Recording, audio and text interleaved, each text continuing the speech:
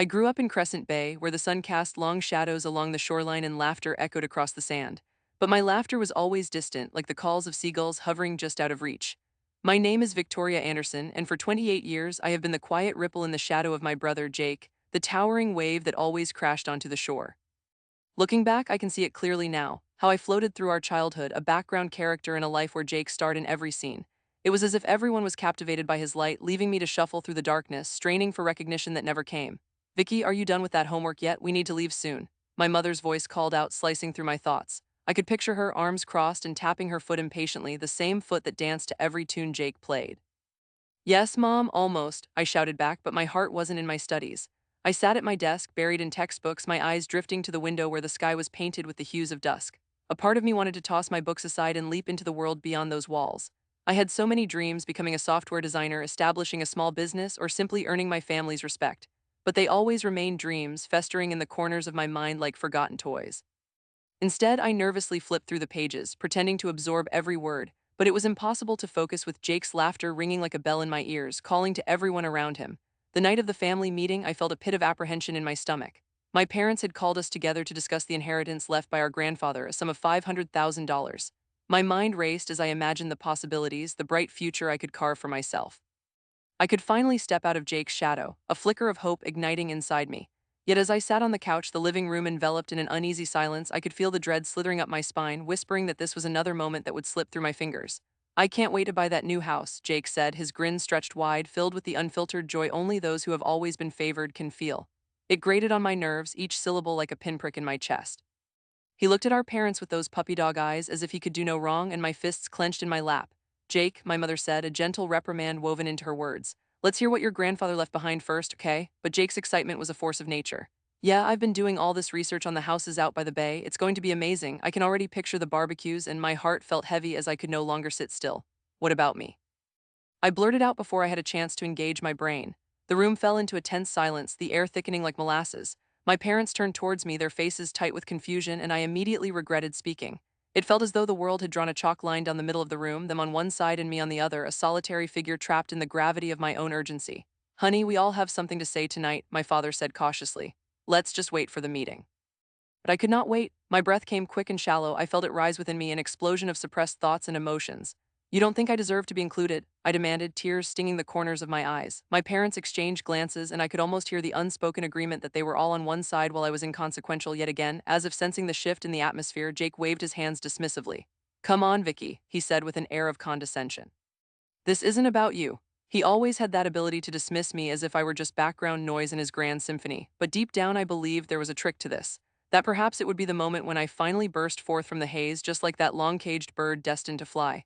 Yet, as the hours steadily passed, it became clear my life was quite different, a cage of expectations and judgment. When our parents finally spoke, their voices were remarkably harmonious, like conjoined notes in a tune. They announced their decision to split the inheritance equally $250,000 each.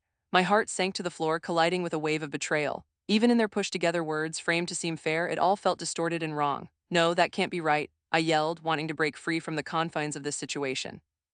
But my words only echoed back at me, with my family looking on with pity I didn't want or need. This isn't how it should be, I fought with myself, my breathing ragged. Do they not understand? Each heartbeat turned into a hammer, rhythmically pounding my chest. And as I glanced at my brother, his satisfaction brimming on his face, I realized it wasn't just the money. It was all my grandfather's wishes for me being tossed aside because my parents could not see beyond Jake's dazzling facade. My grandfather had always believed in me. Why could I not have what he intended? As I held back tears, my mother's voice cut through the haze, her tone firm yet kind. Victoria, we believe this is a fair arrangement. There is no need to fight. We want what is best for both of you. What did best even mean? Best for them but not for me? I fought to keep my emotions in check, but guilt flooded through me, mixed with indignation as my mind raced back to our grandfather's passing.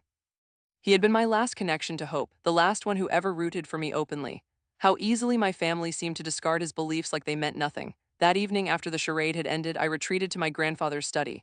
The scent of aged wood filled the air, mixed with memories that hung like the cobwebs in the corners. The desk was meticulously arranged, each book aligned as if to guide stray thoughts into order. My heart ached as I rummaged through old letters and photographs, swirling thoughts of who I was buried beneath years of neglect. But as I dusted the shelves and cleaned away the debris of unfulfilled dreams, my fingers grazed against something unexpected, a hidden envelope wedged between two tomes. With a rush of adrenaline, I pulled it out, my heart racing. The envelope was addressed to my mother, and my hands trembled as I tore it open. My eyes widened at the sight of the letter within, ink etched onto the paper with a neat, infinitesimal script. I read it slowly, my emotions swirling like a tempest at sea, each sentence crashing against the others in my mind. My grandfather had penned his intentions clearly. He wanted me to inherit three-fourths of his estate and the family property only if my mother could be trusted to uphold his wishes. My breath caught in my throat. Everything I had wanted, everything I felt entitled to, teetered on the brink of reality. My grandfather knew about my mother's favoritism, her betrayals, and somehow he had entrusted me with a way to set things right. As the weight of his words sunk in, anger set my blood on fire. How could she tear apart our family legacy? Her betrayal felt like a knife through my heart, sharp yet blurring. How could I stand by and allow my mother to manipulate not only my life but that of my grandfather? As well, I crumpled the letter in my shaking hands, my mind racing. My grandfather believed in me. In that quiet office, surrounded by remnants of memories, I made a promise to myself I would not let this go unnoticed. I would reclaim my place, my worth. I would devise a plan so intricate it would leave no room for doubt. A vengeance ignited in my core, and with it came a newfound strength. A flicker of light sparked within the shadows I had grown accustomed to. In that moment, I finally understood what it meant to rise from the ashes. As I gazed around the study, I realized that I was no longer the invisible sibling. That day marked the end of someone existing in the background. It was time for me to step forward. It was time for a reckoning that evening. I confronted my mother at the cluttered dining table where we had shared so many family meals. I could feel the air thick with unspoken words, the tensions of years of neglect swirling around us. The table was littered with remnants of half-eaten dinner and scattered paperwork, a chaotic reflection of the disarray in our relationship. I had always hoped that the dining table would be a place of comfort and familial warmth, a sanctuary of shared laughter and love, but now it felt like a battleground. The light from the overhead fixture flickered slightly, casting shadows that seemed to dance across my mother's face, making her look more frail and older than I remembered. I felt bile rising in my throat as I prepared to drop the weight of my discovery upon her shoulders. I found a letter from Grandpa, I announced, my voice trembling with anger and betrayal. It was hard to keep my hands steady as I clutched the crumpled letter. Each crease in the paper was a reminder of the truth it contained. My heart raced, pounding against my ribs in a frantic rhythm, as if it too wanted to break free from the suffocating atmosphere. Mother's gaze swung toward me, her expression shifting from confusion to fear, and it fueled my resolve even more. "What letter are you talking about?" she shot back, her tone sharp and dismissive, as if she believed the words could simply vanish into thin air. I could sense her desperation, the way she worked to dismiss the validity of my discovery as if it was a mere figment of my imagination. But I pressed on, determined, my indignation burning brighter alongside an aching sadness that I could no longer contain. I shoved the letter into her hands, watching her face drain of color as realization washed over her. It felt as though I had poured a bucket of cold water over her, shocking her into silence.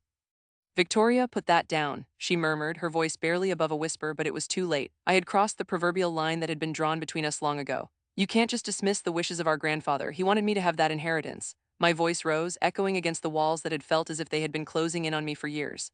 Time seemed to freeze, the moment stretching taut like a bowstring ready to snap.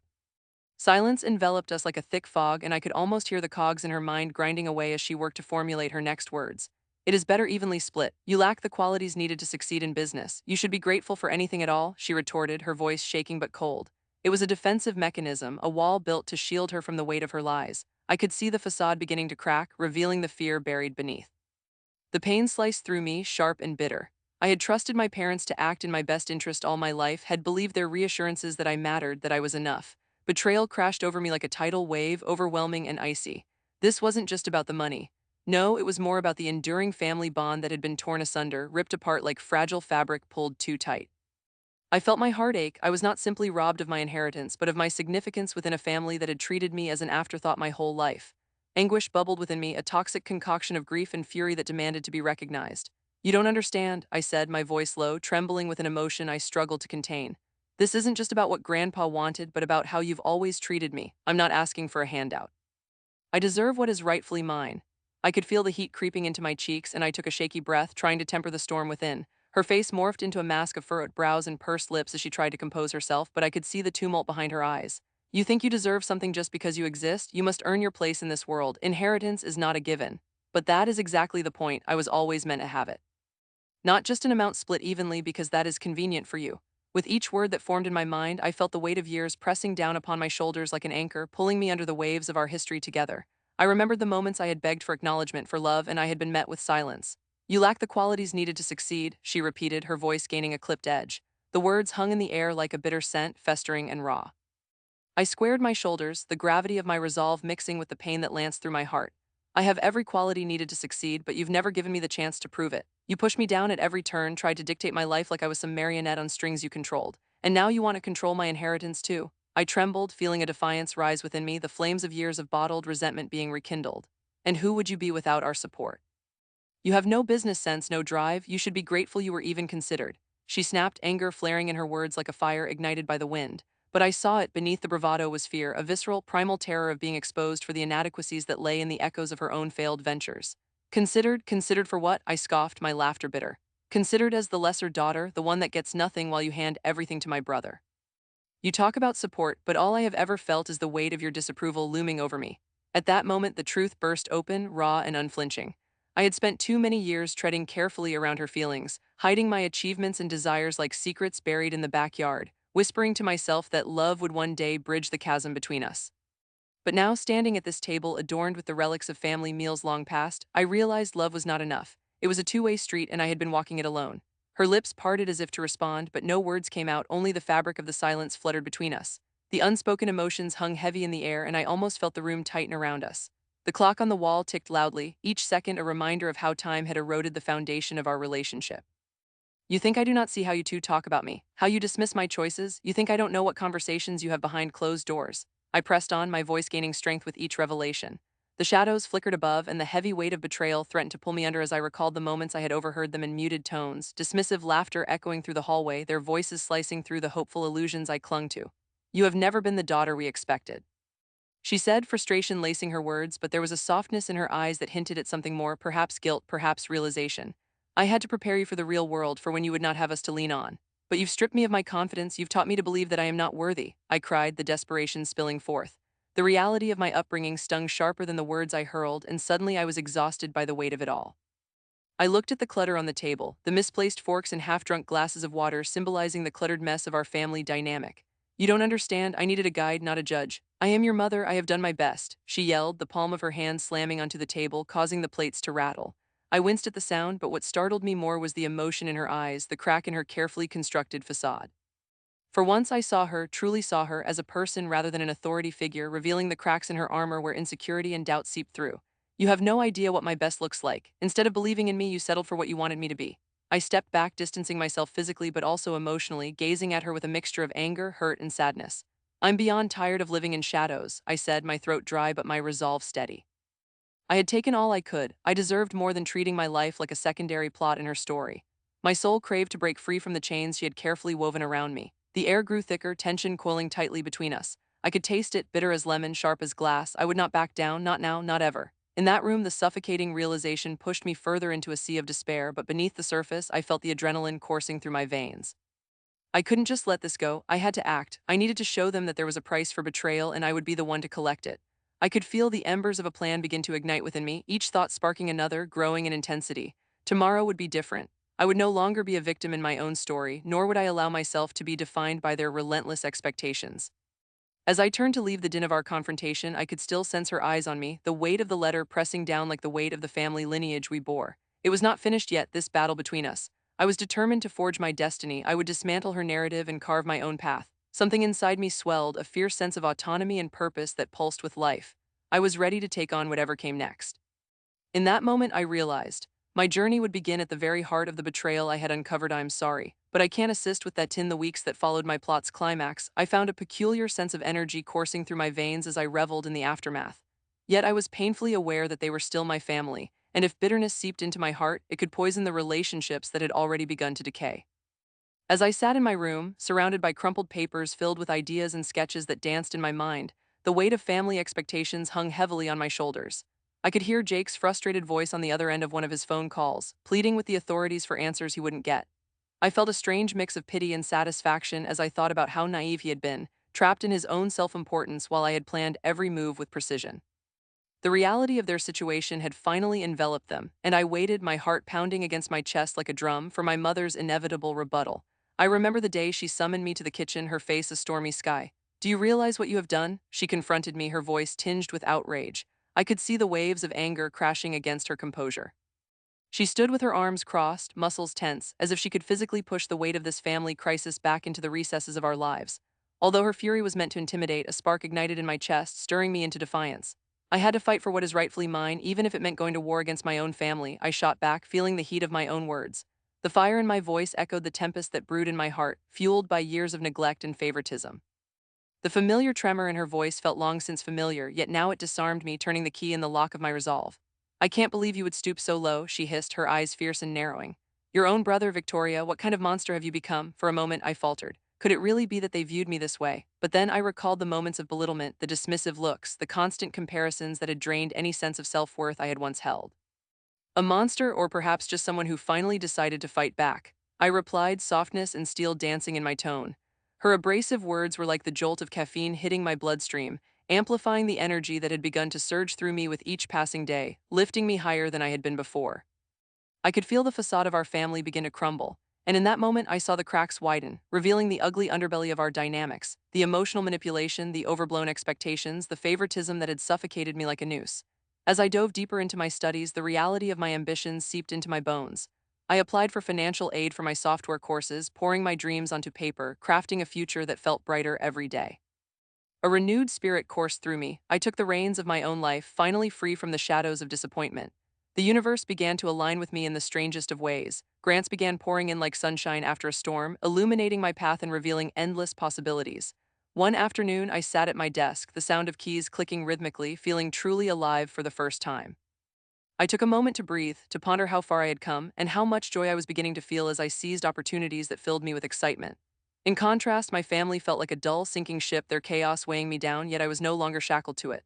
Then came that haunting evening when the neon sky dipped into muted twilight, transforming into a canvas of oranges and purples, the horizon a beautiful yet deceptive facade. We all gathered around the family dinner table, and the weight of tension in the air was palpable. I could feel it crackle like an electric storm, ominous yet exhilarating, and now standing tall, I felt a newfound confidence engulfing me. The dining room, once a place of comfort, became a battlefield where every word had the potential to strike. Can you pass the potatoes? Jake asked. His voice trembled with irritation and a hint of desperation. The way he avoided eye contact told me everything I needed to know. I could see it in his fidgeting hands, his guilty demeanor, the way he shifted in his seat. Sure, I said, the corners of my mouth curving into a small smile, relishing the power of that moment. I felt like I was handing him a bomb instead of a serving dish. I scooped some out and silently slid it towards him, my heart racing in rhythm with the crack of thunder rumbling outside. I don't understand how you could do this to family, he muttered as he took the dish, a scowl tightening his features. You could have discussed it with us. We could have worked together instead of tearing each other apart. Together, I brought my fork up to my mouth, my brow raised. Is that really what you call feigning support while undermining my every move? That's not a partnership. It's the kind of betrayal that runs deeper than blood. What are you talking about? My mother interjected, her voice sharp as a knife. This is one family united against the world. We do not turn on one another. Do you even hear yourself? I said, emotion heightening my tone, the taste of victory mixing with the bitterness of resentment. That is exactly what you expect us to do. A codependence that allows favoritism to thrive and suffocates anyone who dares to rise above the rest. She looked shocked, her hands shaking slightly as she set her fork down, the clink of silverware punctuating the weight of my words. From her expression, it was clear the confrontation had struck a nerve, but I refused to let up. You raised a family, but it was always easier for you to push me aside, wasn't it? I spent years standing in Jake's shadow while you fawned over his achievements. The moment I fought back, you turned your rage on me. How do you justify that? Silence filled the room, suffocating but electrifying. I could feel my pulse thrumming in my ears as I watched their reactions, subtly witnessing the shift in power dynamics that had occurred. I realized with shocking clarity that revenge had not solely been about vengeance. It was about discovering who I was, proving my strength, and taking back the voice that had been silenced for so long. Jake and my mother exchanged glances that were somewhere between anger and disbelief. In that fleeting moment, I understood that they recognized I was no longer the pushover they had treated me to be. I was no longer trapped in their narrative. I had written my own story, and it was liberating to be the architect of my own future. Victoria, you can't just walk away from us, my mother pleaded, her voice softer but tinged with desperation. We are family. Family? I laughed, though it sounded hollow like echoes off ancient walls. This family. The one built on backhanded compliments and covert competition? I am embracing my future, and that future can't be built on the ashes of your favoritism. With every word, I shed pieces of the weight I had carried for far too long. The shame, the self-doubt, the abandonment, it all melted into the air like the fading sunlight slipping behind gray clouds. I stood for a future I controlled, a growing entity emerging from the chasm of betrayal, crafting my own legacy, step by step. The power I had once yearned for was finally within my grasp, and in that realization I learned that true revenge is not merely an action of harm, it is the growth that comes from reclaiming your own power. With that thought felt like a luminous halo around my entire being, I took a deep breath, ready to embrace whatever might come next. I am no longer a pawn in your game, I said, my voice stronger than ever. I am a player. The tension in the room seemed to shimmer as I met their eyes, a silent challenge hanging in the atmosphere, pregnant with possibility. I could almost hear the crackling of anticipation mixing with the raw heaviness of the night. They had seen my transformation, they were beginning to understand the path on which I had embarked, one paved with self-discovery and resolve, no longer bound by their expectations. And then slowly the realization settled in: a future unshackled lay ahead, pulsating with vibrant energy, free from the ghosts of my past. As far as I was concerned, I was not there to appease their notions of what family should be, but to forge my own bonds, if only with myself to start. That was the legacy I chose to build. I could practically sense the universe nodding in agreement as the remnants of resentment dissolved into the ether, leaving behind a raw, refreshing clarity. When dinner finally concluded, I felt no pang of satisfaction from the tension that had unraveled through our conversation. Instead, I felt something infinitely better: the stirrings of empowerment, a humble craving for growth. True revenge was never about their folly, it was igniting the flame of my own truth, illuminating the shadows where I had once dwelled, unapologetically bright and beautifully alive. I glimpsed out the cafe window, watching the gentle ripples of the bay shift in the waning afternoon light. A soft breeze danced through the trees that lined the street, rustling the leaves and creating a melodious whisper that settled in my chest.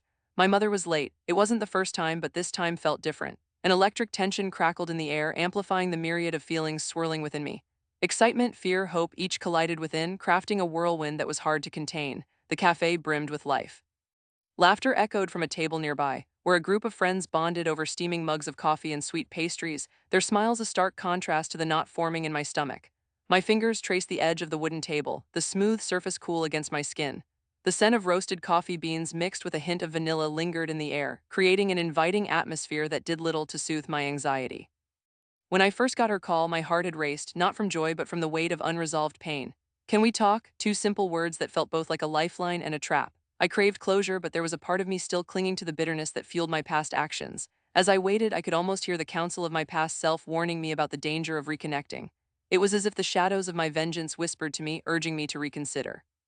But as I sat there, my mind drifted to the acceptance letters I had received, evidence of my hard work and resilience.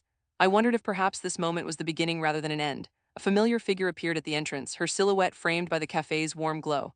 My mother's hair, now streaked with silver, caught the light in a way that made her look both older and softer. Those lines on her face were etched with stories, regrets, and the weight of time. I felt an involuntary tightening in my throat. Years of silence and animosity flowed through my veins, but there she was, standing at the threshold, as human and vulnerable as ever.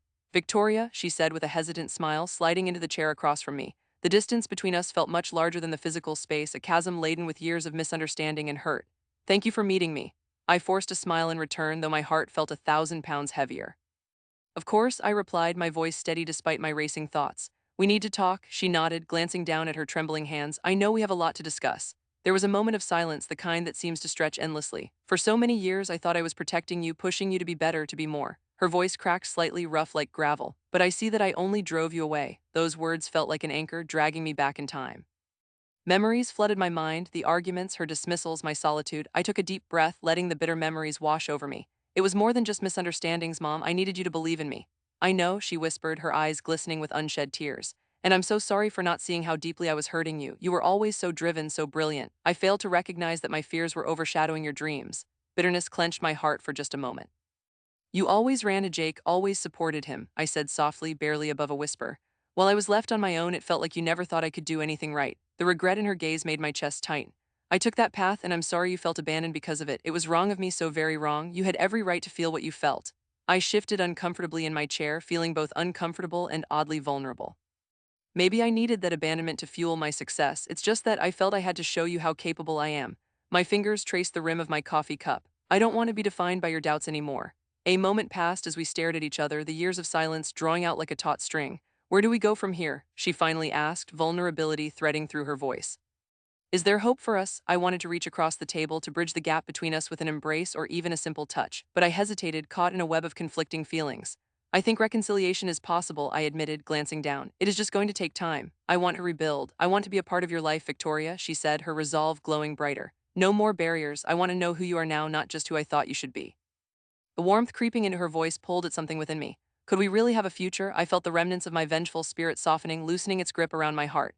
Here we were, two flawed beings trying to navigate the wreckage of our past, like wounded birds seeking to find strength in each other. We began to share our stories openly, unguarded. I spoke of the nights I spent studying, facing rejection and disappointment, yet bursting forth into triumph with each acceptance letter. I didn't just want acceptance, I wanted validation for my dreams, for my choices. My tales painted vivid pictures of my journey, and I could see her absorbing each one, her face reflecting the emotions that echoed through my words. "And what is your dream?" she asked, leaning into the conversation. A new light flickered in her eyes, the shadows of our past moments dissipating into something else entirely.